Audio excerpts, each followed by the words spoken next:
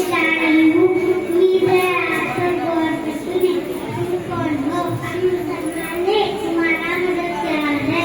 हमें इस्लाम का सिखाता है। अल्लाह एक हुजूर सल्लल्लाहु अलैहि वसल्लम मिला के रसूल है।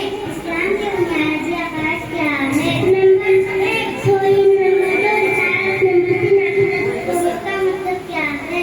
अल्लाह ताला को एक मानना है। रिसालत का मतलब क्या है? हज़रत मोहम्मद सल्लल्लाहु अलैहि वसल्लम को रसूल मानना है।